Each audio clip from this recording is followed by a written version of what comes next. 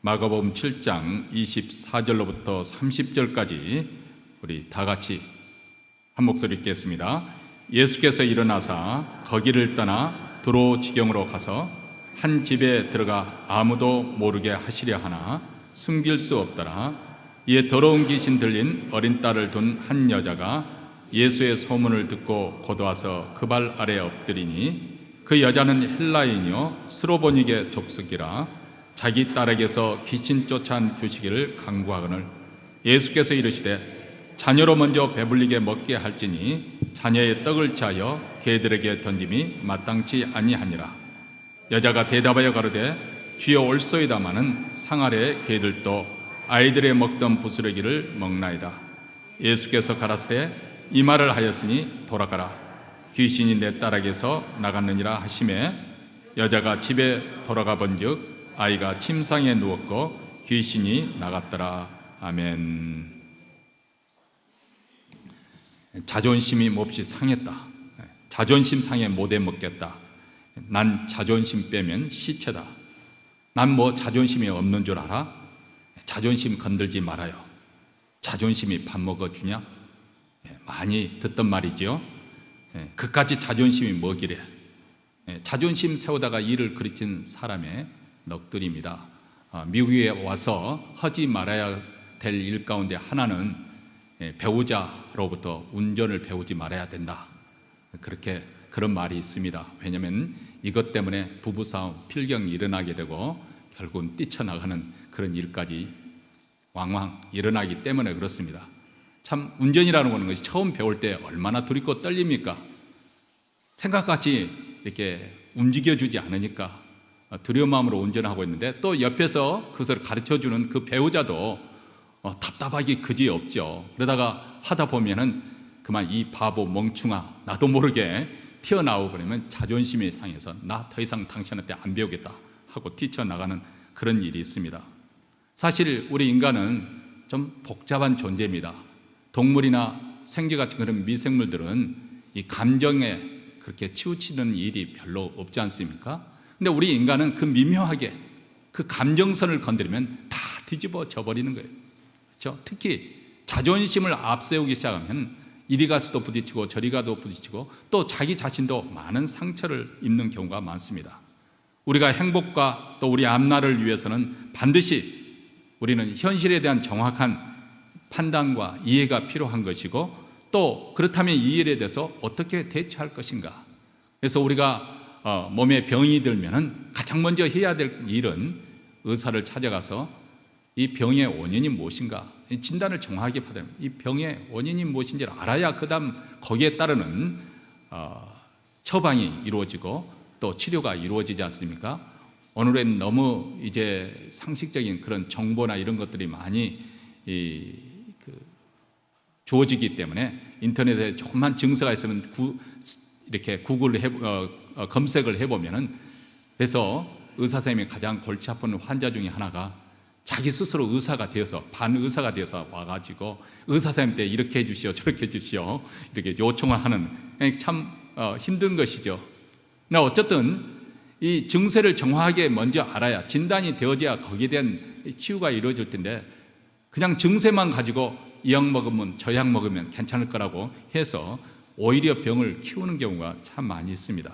근데 자존심이 마치 그와 똑같습니다. 자존심을 앞세우게 되면 우리의 판단력도 우리의 분별력도 흐려지게 되고, 그래서 올바른 대처를 할 수가 없게 되는 것이죠.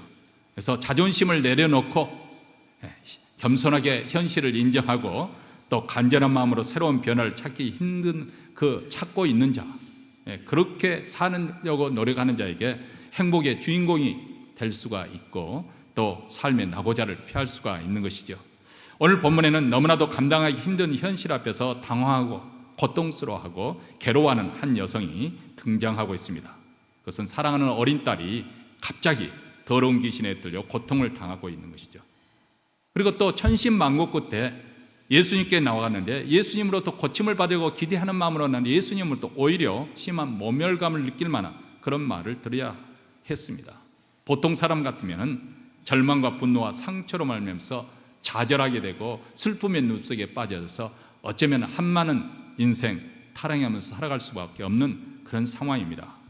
근데 이 어렵고 힘든 상황을 이 여인은 아주 지혜롭게 또 담대하게 현명하게 잘 대처를 하였고, 결국 예수께서도 이 여인의 믿음과 인격에 깊은 감동을 받으시고 믿음을 칭찬해 주시고 그녀의 인생을 넘치도록 축복해 주시는 것이 오늘 본문의 내용입니다. 자, 24절에 보면 예수께서 일어나셔서 두로 지경에 이르러 한 집에 거하게 되었다고 하였습니다. 예수님의 인기가 한참 모든 사람들에게 이렇게 소문이 퍼져나가니까 더 이상 쉴 틈이 없어서 어쩌면은 두로 지경에 이방 땅인 그 기정으로 이렇게 피하여 가셨는지도 모르겠고, 아니 오늘 본문 말씀에 보면 이 수로보니게 여인을 만나기 위해서 일부러 그곳에 가셨는지 않았는가, 그렇게 추론이 되어집니다. 근데 어쨌든 이 예수의 소문을 들은 이 여성이 자신의 그 더럽고 더러운 귀신 들린 어린 딸을 위해서 우리 주님 앞에 찾아와서 발에 엎드려서 제발 귀신 쫓아내기를 간절히 구합니다. 이 여인에 대해 신분에 대해서 26절에 밝혀져 있죠. 헬라인이요 수로보니게 족속. 이 헬라인이라는 그리스 사람, 그 그리스 계통의 사람인 것을 의미하고, 수로보니게 족속이라는, 수로라는 것은 시리아라는 말이고, 그리고 보니게란 말은 페니키아, 지금의 레바논 지역을 이렇게 우리가 상상하면 되겠습니다. 어쨌든 알렉산더 대왕이 중동을 이렇게 정복을 해서 그는 헬라 문명의 전도사입니다. 그래서 헬라 문화를 온 세상에 퍼뜨리는 데 아주 열심히 했던 사람이었죠. 어쨌든 그가 세상을 떠난 이후에 중동 지역에도 헬라 문화가 아주 오랫동안 영향을 미쳤습니다. 그리고 많은 그리스 사람, 헬라 사람들이 그곳에 이주해서 이 바닷가 해변을 중심으로 해서 이주해 살았습니다. 이 베니게라는 지방, 이 페니키아 지방에 위치한 두로와 시돈 사람들은 헬라 문명에, 헬라 문화에 깊이 영향을 받았습니다. 이 여인처럼 헬라인이면서 수로보니게 지역에서 태어난 사람, 다시 말하면 2세, 3세 그런 사람들도 아주 많았을 것입니다. 만약 이 여인이 헬라인이었다면 당시 그 헬라인의 그 입장에서 볼 때는 다른 사람들은 개화되지 않는 야만인으로 그렇게 했고, 자기들은 civilized, 개화된 그런 사람으로, 문명인으로 그렇게 취급받는데, 아마 이 여성은 그렇게 개화된 여성이었을 것입니다. 또 수로보니게 족속이었다는 것은 어쩌면 경제적으로 상대적으로 부유한 집안의 아녀자일 가능성도 높습니다.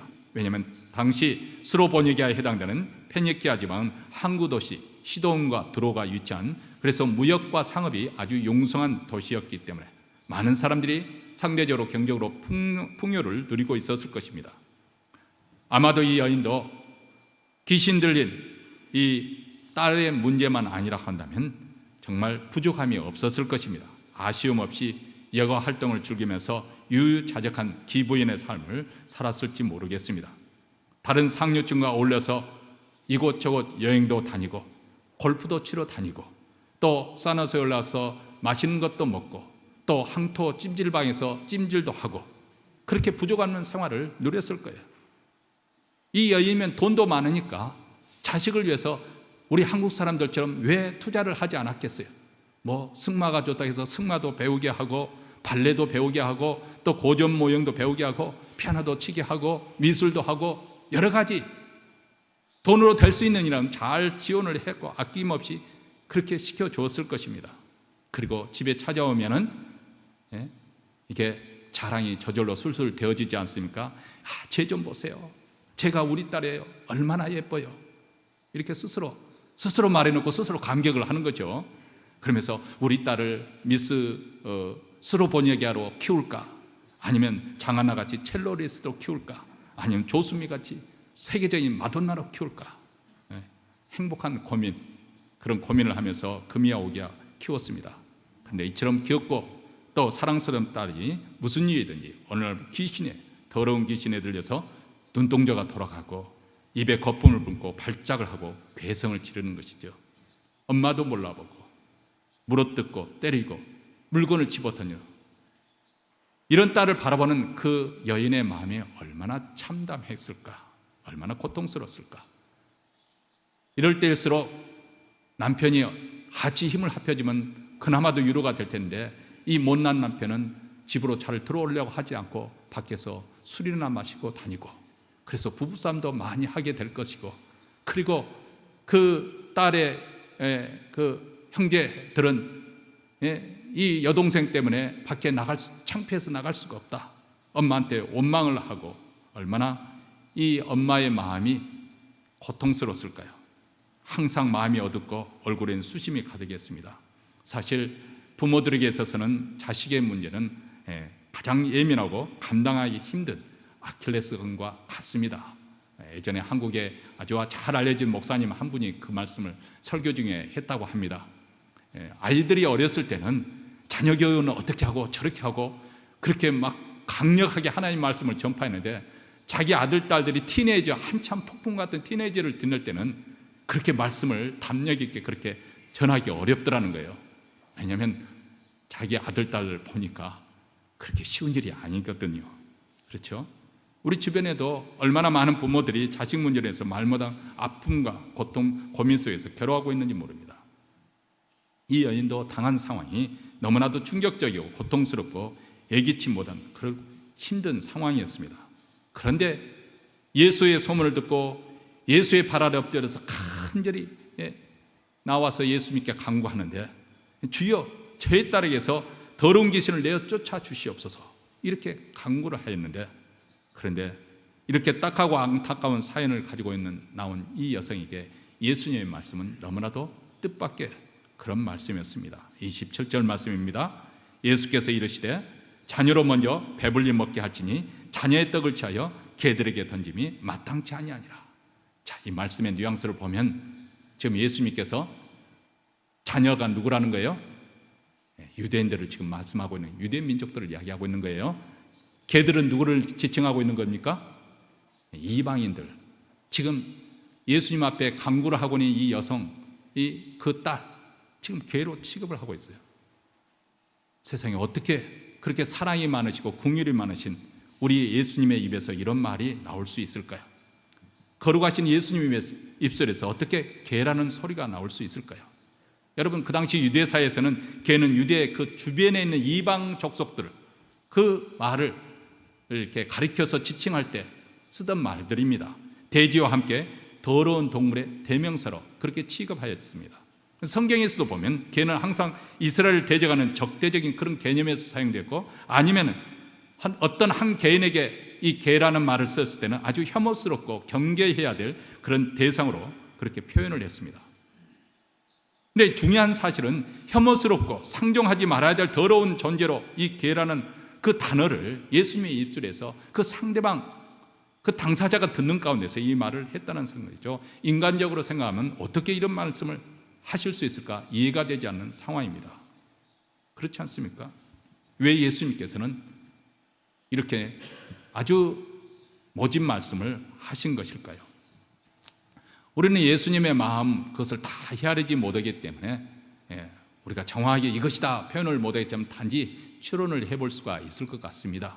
그리고 이 본문을 두고 우리가 한 걸음 뒤로 나서 이 본문에 벌어지고 있는 일들, 그리고 예수님께서 나중에 어떤 식으로 이 일을 결말을 맺는가 보면은 우리 주님의 본심은 그것이 아니었다는 것을 우리는 알게 됩니다. 그렇다면 예수님께서 왜 이렇게 표현을 하셨을까? 하나님은 하나님 앞에서 겸손히 자기 자신을 낮추며 은혜를 구하는 자에게 은혜를 베푸시는 분이십니다. 마음이 상한 자에게, 애통하는 자에게 자비를 베푸십니다. 반면에 자기 의로 가득 차 있는 사람에게는 은혜가 임하지 않습니다. 이것은 우리가 복음서에 보면 두 종류의 부류로, 예수님을 찾아온 사람들 가운데 두 종류의 부류로 나누어진 사실에서 정확하게 우리가 알 수가 있습니다.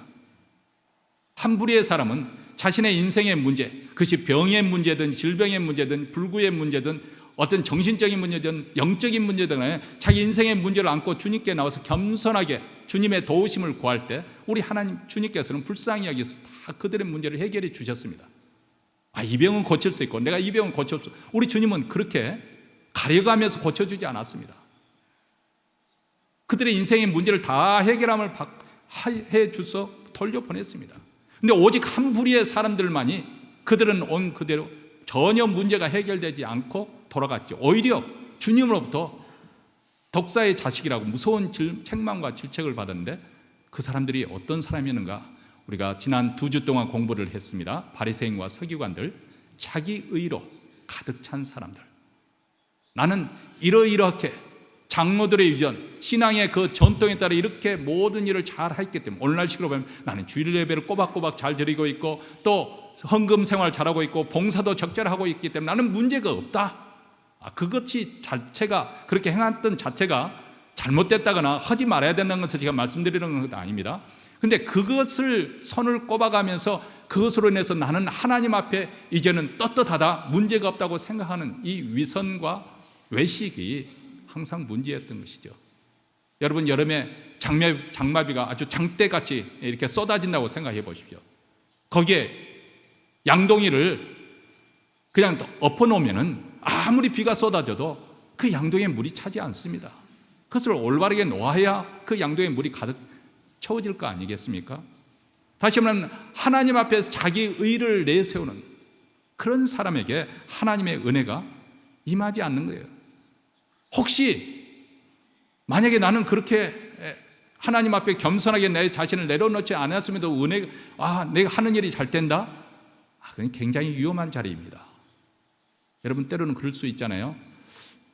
이상하게 내가 하나님을 예전처럼 그렇게 열심히 믿지 않고 자꾸 이리저리 세상에 빠져들어가서 점점 멀어지고 있는 상황에서도 내 사업이 이상하게 잘 되는 경우도 있고요. 자식들이 이상하게 잘 되는 경우도 있어요. 근데 그것이 항상 우리에게 유익된 것은 아닙니다. 우리가 오히려 그럴 때 경각심을 가져야 됩니다. 반면에 아무리 내가 하나님께 나와서 부르짖어 기도해도 문제가 해결되지 않고 오히려 문제가 악화된다? 여러분 안심하십시오.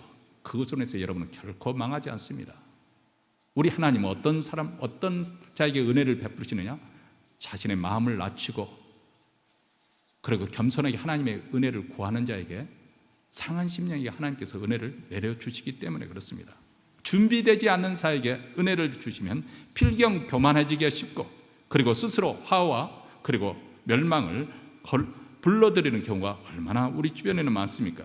그래서 우리 주님께서 이 여인으로 하여금 자신이 하나님 앞에서 우리 인생이 얼마나 비천한 존재인지 하나님의 은혜를 받게 하나님 앞에 나오기는 우리가 부적합한 존재인 것을 깨닫도록 하기 위해서 우리 주님께서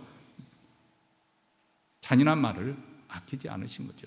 이것은 마치 사랑하는 딸이 있는데 의사선생에게 사랑하는 딸이 있는데 그 딸이 수술을 받아야 되는 거예요. 사랑하는 그 딸을 그 살에 차마 수술할 그 칼을 댈 수가 없는 그런 상황이지만 그 딸을 살리기 위해서 과감하게 수술을 감행하는 그 아버지 의사의 심정과 똑같은 그런 마음이 우리 주님의 마음입니다. 다시 말하면 하나님 앞에서 참된 우리 자신의 모습을 발견하도록 우리 주님께서 하시기 위한 것이죠. 우리도 때로는 여인과 같은 다급한 문제가 있어 하나님께 나와서 간절히 구하면서 도움을 요청할 때가 있습니다. 그런데 하나님께서는 의외로 우리가 원하는 때 우리가 원하는 방법으로 응답해 주시지 않을 때가 너무나도 많습니다. 우리가 처음 신앙생활 이렇게 한 걸음 한 걸음 떼갈 때는 우리가 생각하는 것만 들어도 즉각 기도를 응답해 주셨는데 이제 오랜 세월이 지났는데 왜 우리가 원하는 그 기도 제목은 1년이 가고 2년이 가고 10년이 가도 응답하지 않으시는가? 때로는 너무너무 답답하고 화가 날 정도로 오랫동안 하나님께서 침묵하실 수도 있습니다. 아니 그것을 뛰어넘어서 오히려 이 여인처럼 우리를 너무나도 비참하게 만들어 우리를 시궁창에 처박아 놓는 것처럼 그렇게 느끼게 할 때도 있습니다. 자녀를 먼저 배불리게 먹게 하시니 자녀의 떡을 개들에게 던지면 마땅치 아니라. 아니 주님 해도 너무합니다. 어떤 자는 자녀로 그렇게 대우를 하시고 왜 저에게는 개같이 그렇게 대우하십니까? 하나님께서는 공평하신 분이신데 왜 하나님께서 이렇게 차별하십니까? 아무개는 보니까 저렇게 나이롱 신앙생활을 하는데도 하는 일마다 잘 되는데 왜 나는 신실하게 하나님을 믿으려고 하는데 왜 일이 이렇게 풀리지 않습니까? 자존심이 상하고 기분이 나쁠 수도 있고 그래서 자리를 박차고 나갈 수도 있습니다. 그런데 놀랍게도 이 여인은 어떤 반응을 보였는가? 28절에 이렇게 말씀합니다. 우리 한 목소리 읽겠습니다. 28절입니다. 여자가 대답하여 가로되 주여 올소이다마는 상아래 개들도 아이들의 먹던 쓰레기를 먹나이다. 주여 올소이다마는 상아의 개들도 아이들의 먹던 부스러기를 먹나이다. 얼마나 겸손하고 지혜로운 답변입니까? 여인의 이 애교치 않는 답변에 예수께서 큰 감동을 받으시고 놀라셨습니다. 그리고 말씀하시기를 이 말을 하였으니 돌아가라. 귀신이 내 딸에게서 나갔느니라. 우리가 본세에 보면 예수님께서는 점처럼 사람들에게 감동을 받으시거나 그렇게 칭찬, 우리 주님께서 칭찬에 인색해서 그런 것이 아니고 우리 마음 중심을 알기 때문에, 우리 행위의 그 동기, 그 뿌리를 알기 때문에 우리 주님께서는 사실 그렇게 사람들에게 감동을 받거나 그것을 자기 자신을 맡기지 않습니다. 사람들이 인기가 올라가서 예수님을 왕으로 추대하려고 할 때 예수님께서는 자기 자신을 그 사람들에게 맡기지 않고 떠나셨다고 그렇게 기록하고 있습니다. 그때 이 여인에게는 우리 주님께서 감동을 받으시고 즉각 은혜를 베푸시잖아요. 마태복음에 보면 이 대목에 대해서 이렇게 표현하고 있습니다. 이에 예수께서 대답하여 가라사대 여자야 내 믿음이 크도다 내 소원대로 되리라 하시니 그 시로부터 그의 딸이 나으니라.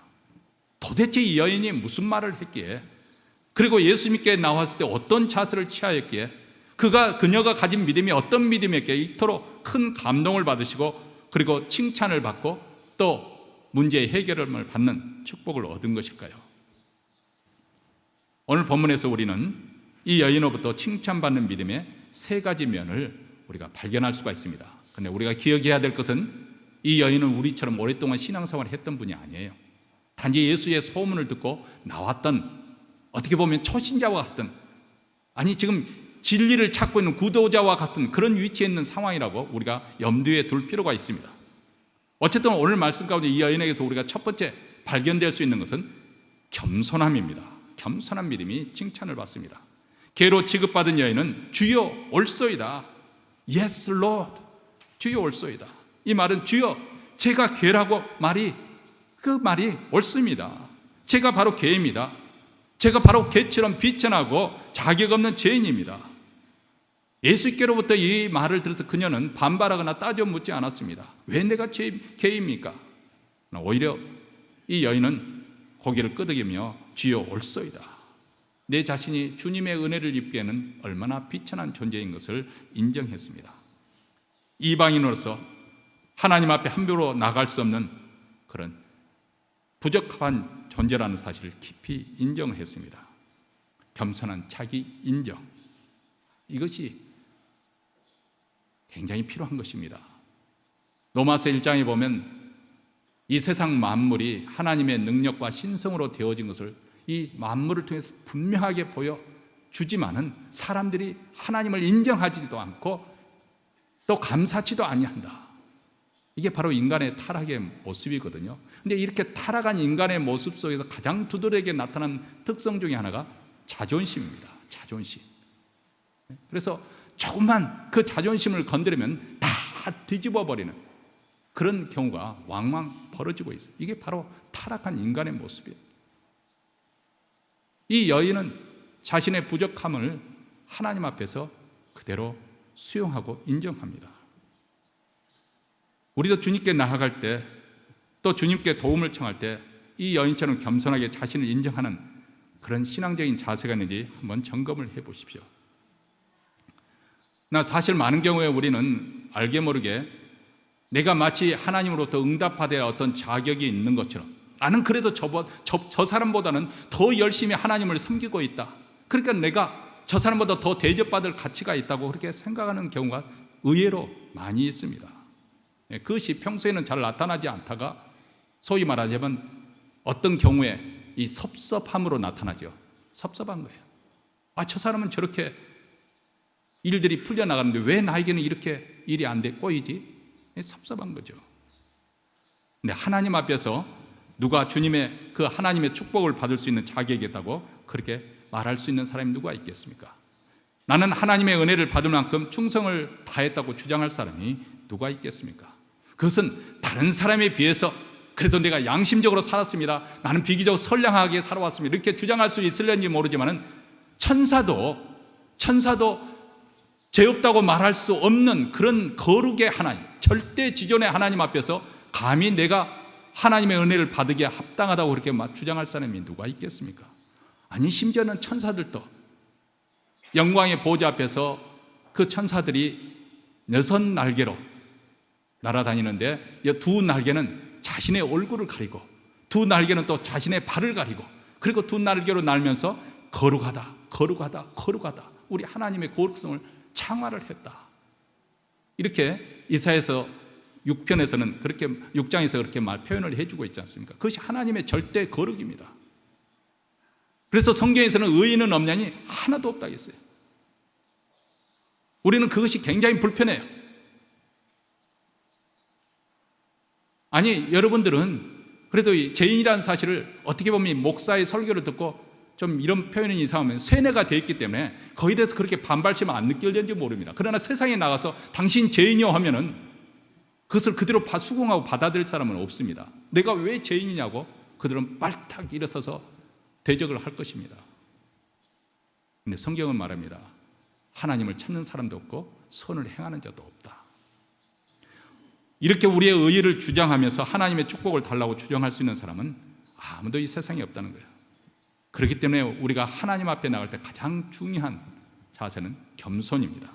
그리고 하나님께서는 이런 자를 축복하십니다. 베드로전서 5장 5절에 하나님이 교만한 자를 대적하시되 겸손한 자들에게 은혜를 주시느니라. 그래서 성 어거스틴 그분은 우리 인간이 하나님 앞에 가져야 될 자세, 우리 그리스도인의 덕목이 무엇이냐? 3가지를 꼽는데 첫째도 겸손이요, 둘째도 겸손이요, 셋째도 겸손이라고 했습니다. 여러분, 우리가 다윗의 일대기를 우리가 수요일마다 얼마 전에 이제 맺었지만은 오는 수요일에 이제 맺겠습니다만은 하나님께서 왜 다윗에게 은혜를 입혀 주시고 이스라엘의 주권자로 세워 주신 그 여러 가지 다윗이 그렇게 복을 받을 만한 그것도 있겠지만은 다윗이 이렇게 고백하죠. 사무엘하 7장에 보면은 주 여호와여 나는 누구오며 내 집은 무엇이가 내 나로 이에 이르게 하셨나이까. 하나님, 내가 하나님을 믿는 믿음으로 이렇게 핍박을 참았습니다. 오랫동안 사울이 나를 죽이려고 했는데 나는 2번이나 그를 죽일 기회가 있었지만 하나님 때문에 말씀을 지키려고 내가 죽이지 않았습니다. 이렇게 자기 의리를 주장하지 아니하고 나의 집안은 아무도 알아주지 않는 그런 미미한 집안이고 그 집안에서조차도 아무도 나를 카운트하지 않는 나는 일개 목동 평생 동안 목동해도 어떻게 해볼 수 없는 그런 나를 하나님께서 어떻게 나에게 이스라엘 주권자 왕의 자리로 올리셨을까? 전적으로 하나님의 은혜입니다. 아마 이런 겸손함이 있었기 때문에 하나님께서 다윗을 그렇게 넘치도록 복을 주신 것이 아닌가 싶습니다. 주님이 칭찬하시는 신앙의 자세는 겸손입니다. 자격 없는 죄인을 겸손히 인정하며 주님께 나아갈 때 우리는 주님의 은혜를 바라볼 수가 있는 것이죠. 2번째로는 포기하지 않고 인내하는 믿음이 칭찬을 받습니다. 자녀로 먼저 배불리 먹게 할지니 자녀의 떡을 차여 개들에게 더니 마땅치 않다. 이 말씀으로 이 말씀은 이 여인으로 하여금 그 말씀에 그냥 절망해서 돌아가게 하든지 아니면 그 자신의 믿음 그 한계를 더 뛰어넘어서 그 믿음으로 극복하든지 어떻게 보면 분기점이 이루어질 수 있는 그런 도전적인 말씀이죠. 그런데 가장 절망적인 말씀이 그녀에게 주어졌는데 여성은 거기서 절망하지 않습니다. 그러면 먼저 자녀로 베풀림 먹게 한다고 한다면 그 다음에 저에게도 차례가 돌아오지 않겠습니까? 이것이 바로 이 여성의 논리였습니다. 옳습니다. 저는 개에 불과합니다. 그렇다면 주님, 자녀들에게 먼저 떡을 먹이고 배불리 먹인 다음에 그 부스러기 저같이 개인 존재도 먹을 수 있지 않겠습니까? 이것이 바로 겸손하게 자기 존재를 낮추니까 자존심을 버리니까 이런 신앙의 논리가 그녀에게 펼쳐지는 것이죠. 이런 논리의 근거에서 여인은 예수님께 매달립니다. 자녀로 먼저 배불리 먹게 할 것이라. 먼저 이 선후 관계가 있다고 한다면 그렇다면 결국엔 내 차례도 오지 않겠는가. 그래서 주여 올소이다마는 상아래 개들도 아이들이 먹던 부스러기를 먹나이다. 자신이 하나님 은총을 받기에 부적절하다는 그 사실을 인정하지만 거기에 중단되는 것이 아니라 멈추지 않고 우리 주님의 신실하신 성품, 그 은혜로 보시고 자비로우신 그 성품을 이 여성은 붙잡는 거죠. 비록 자격이 없는 죄인임에도 불구하고 개들도 주인 상에 떨어지는 떡부러기 정도는 먹을 자격이 있지 않겠습니까? 그러니 개 같은 저에게 돌아봐 주시옵소서. 이런 나에게 은혜를 베풀어 주신다는 하나님, 우리 주님의 거룩하신 성품을 붙잡은 것입니다. 예수님 말씀에 상처받기보다는 오히려 예수님의 긍휼하심과 사랑을 굳게 붙든 것이죠. 우리 하나님께서는 이렇게 종종 자신의 거룩한 성품을 붙들고 우리에게 믿음을 요구하실 때가 참 많이 있습니다. 우리 모든 신앙인들이 즐겨하는 시편 23편에 보면 자기 이름을 위하여 우리를 의의 길로 인도하시는도다. 참 이 신앙의 논리가 무서운 이유가 바로 여기 있어요. 우리가 열심을 내서 하나님을 잘 섬기기 때문에 하나님께서 내게 복을 주시는 것이 아니고, 우리 하나님께서 자신의 이름을 걸고 그 이상 더 높으신 분이 없기 때문에, 더 이상 더 위대하신 분이 없기 때문에 자신의 이름을 걸고 자신의 이름에 명예가 걸린 이름으로 우리를 의로운 길로 우리를 붙잡아 주시고 우리에게 복되게 하시겠다. 이 하나님의 열심으로 우리가 하나님의 자녀가 된 것이지, 우리의 열심으로 하나님의 자녀가 된 것도 아니고, 우리가 여기까지 하나님의 자녀로 살아올 수 있는 것도 하나님의 열심으로 자신의 이름을 위하여 우리를 지켜주시기 때문에 여기까지 온 것이지, 내가 하나님을 잘 믿어드렸기 때문에 여기까지 온 것이 아닙니다. 이렇게 하나님을 붙드는 사람, 서경 바디머가 바로 예수님께 긍휼을 구함으로써 응답을 받았지 않습니까? 다윗의 자손 예수여 나를 불쌍히 여기셔서, 그때 예수께서는 그를 불쌍히 여기사 그의 눈을 뜨게 해주셨습니다. 우리 주님은 공의로우신 분이고 아주 어미로우신 분이시지만은 또 한편으로는 은혜와 긍휼이 풍성하신 분이십니다. 그러므로 이 주님의 긍휼하심을, 그 자비하심을 호소하게 될 때 우리 기도는 위력이 있습니다. 우리 주님의 마음을 움직이게 합니다. 우리 주님 우리 속에 있는 것들을 다 드러나기 위해서 때로는 침묵도 하시고 때로는 냉정하게 말씀도 하십니다. 그렇죠? 많은 사람들이 똑같이 신앙이 출발했지만 끝까지 갈 사람은 그렇지 많지 않다는 것을 우리 주님께서는 복음서에서 거듭거듭 우리에게 경고를 하셨습니다. 말세에 내가 믿음을 보겠느냐, 너희 가운데 믿음을 보겠느냐. 이 말은 무슨 말입니까? 말세에 우리 주님이 다시 오실 때 믿음을 지키는 자가 많을 것이라는 말입니까? 적을 거라는 말입니까? 그렇지 많지 않을 거라는 거예요. 왜 이렇게 됐을까요? 출발은 다 은혜스럽게 다 출발했는데 신앙생활을 하다가 이런저런 이유로 하나 둘씩 떨어져 나가는 거예요. 근데 우리 주님께서 칭찬하시는 믿음은 어떤, 믿음에서 후퇴하지 않는 사람, 백슬라이딩 하지 않는 사람, 우리 주님의 거룩한 성품을 믿고, 비록 우리 주님께 때로는 내게 모진 말씀을 하시고 냉철하게 내면하시는 것 같고 나에게 하나님께서 자비 얼굴을 가리우는 것처럼 그렇게 답답한 상황, 마치 사막을 거는 것처럼 그런 삭막한 그런 환경, 그런 상황에 있어라도 주님의 선하심을 믿고 인내하면서 믿음을 지키는 사람, 우리 주님께서는 기뻐하십니다. 왜 우리가 끝까지 인내할 수 있을까요? 그것은 우리의 믿음이 좋아서보다도 하나님의 거룩한 성품으로 기인하는 것입니다. 하나님의 마음은 확고하고 분명하기 때문에.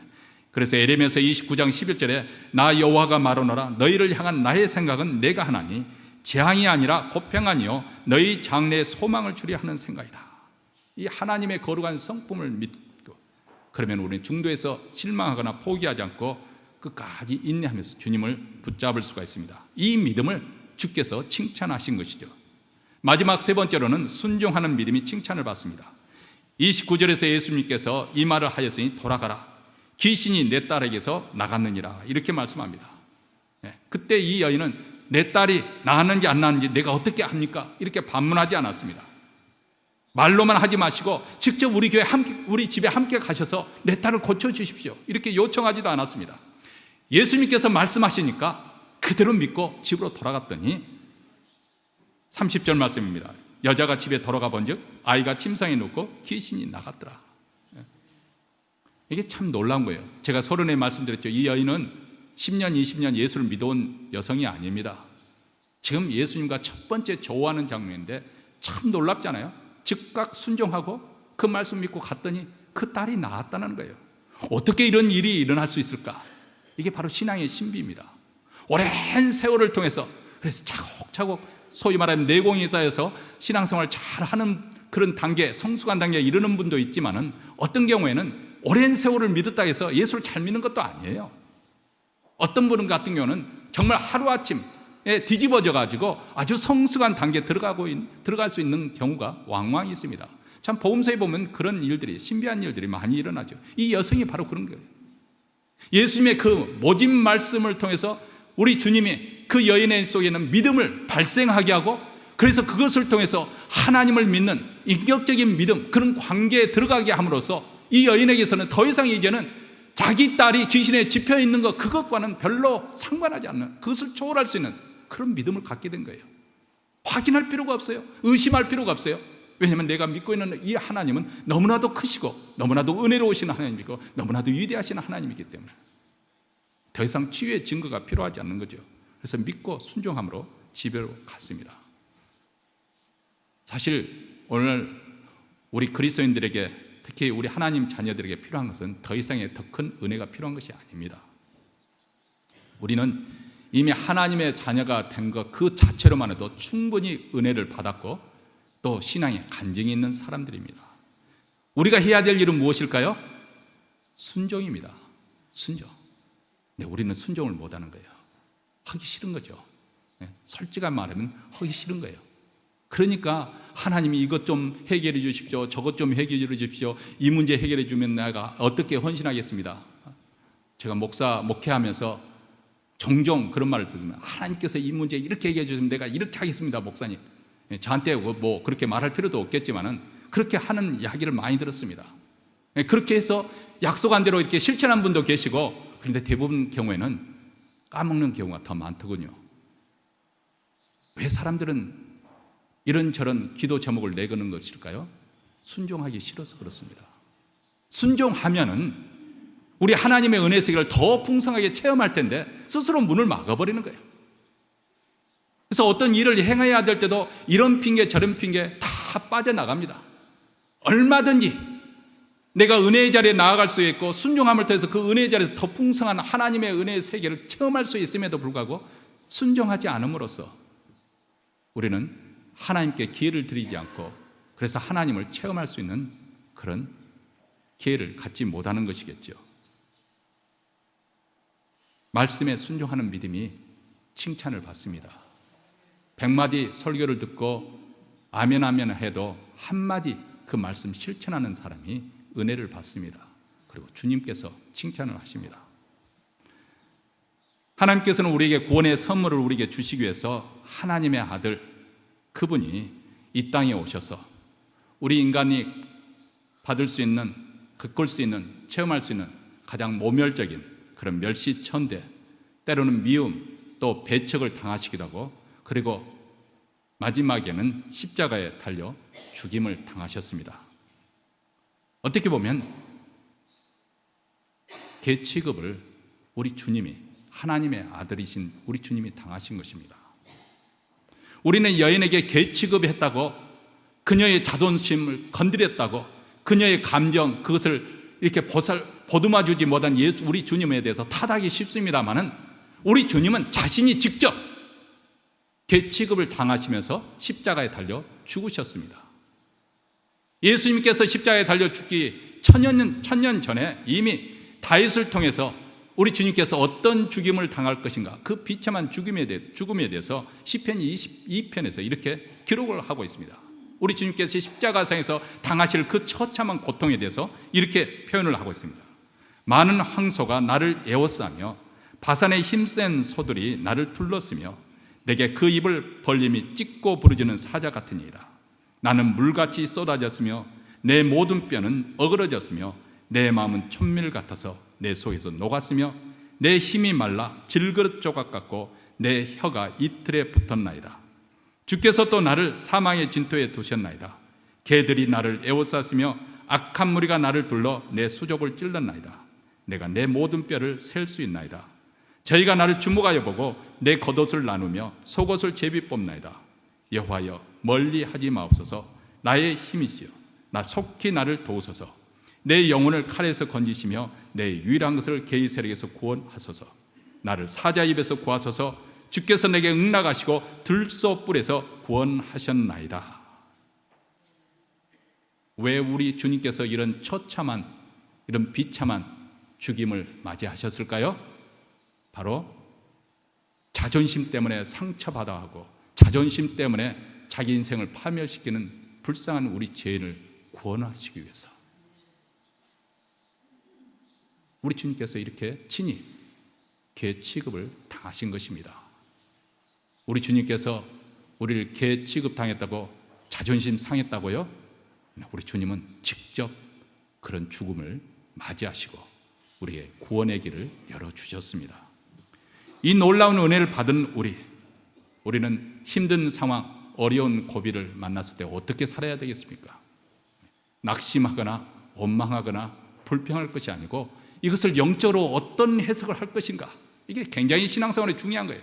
어떤 관점에서 이 문제를 바라볼 것인가, 겸손하게 내 자신의 부족함을 인정하고 내가 하나님의 은혜 밖에는 정말 부족하지만 하나님의 거룩한 성품을 의지하면서 포기하지 않고 인내하면서 붙잡는 거예요. 그리고 믿음으로 하나님 말씀에 순종하며 나아가는 거예요. 이를 통해서 우리 하나님께서 칭찬하시는 믿음에 우리가 들어갈 수 있고 또 이를 통해서 하나님의 권능을 체험할 수가 있고 하나님이 주시는 복을 누릴 수가 있는 것이죠. 여러분, 이제 여름철이 지나 들어갑니다. 그리고 2018년 이제 중반이 되었습니다. 여름철이 되면 아무래도 우리가 또 마음이 들뜨기도 쉽고 또 영적으로 해이되기가 쉽습니다. 그런데 오히려 농부는 이 여름철에 열심히 땀을 흘려서 김을 매주고 또 모내기를 함으로써 이 여름철 뜨거운 태양빛에서 땀을 흘리면서 그 곡식의 그 열매를 연걸어가게 하는 그런 위력이 여름철에 벌어집니다. 우리가 이 여름철에 영적으로 땀을 흘리지 않으면 나중에 수확할 것이 없어요. 주님께 칭찬받을 것이 없습니다. 그러므로 영적의 고삐를 단단히 조여매고 우리가 이 여성처럼, 정말 놀랍지 않습니까? 처음 예수님과 조우했던 이 이성에게 이 놀라운 신앙의 고백이, 이런 믿음이 터져 나올 줄 누가 알았겠어요? 자, 이 여성에 비하면 우리의 믿음 생활이 얼마나 부끄럽습니까? 우리가 다시 한번 분발하는 그런 마음으로 이 말씀을 받아들이는 우리 모두가 되시기를 바랍니다.